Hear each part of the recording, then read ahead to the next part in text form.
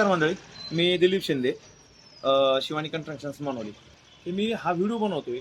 हा फक्त मिस्त्री लोकांसाठी, मिस्त्री म्हणजे जे बांधकाम करत आहेत आपल्याकडे, त्या बांधकाम मिस्त्रींसाठी बनवतोय.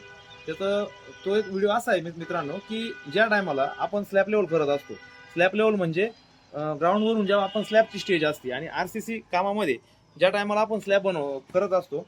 स्लॅब करत असताना सगळ्यात महत्वाचा मिस्त्रींना, बांधकाम कारागिराला एक प्रश्न पडतो की आपण स्लॅब हाईट बांधकाम कशा पद्धतीने केलं पाहिजे आणि ते कसं सोडलं पाहिजे खाली. तर बघा तुम्ही समोर मी तुम्हाला एक टेप लावतो.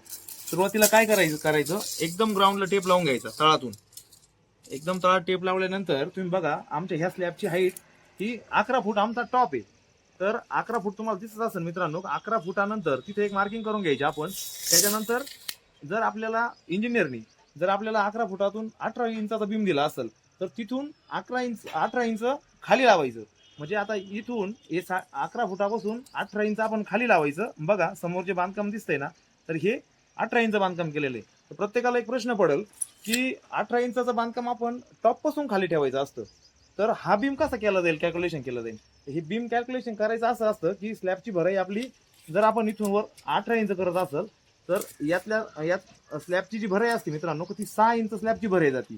आणि नंतर तो बांधकामावरच्या स्लॅबच्या खाली आपल्याला तो बीम साधारणतः 1 फूट बीम आपल्याला स्लॅबच्या खाली दिसतो.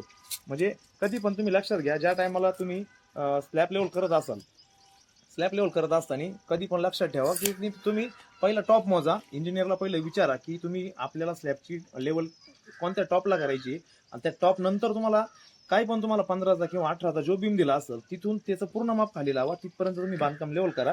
त्याच्यानंतर सेंटरिंगवाल्याला अजिबात तकलीफ होणार नाही आणि व्यवस्थितरित्याने त्याच्यानंतर त्याच्यावरती जो बीम करून आणि स्लॅब कास्टिंग करू शकतो. धन्यवाद.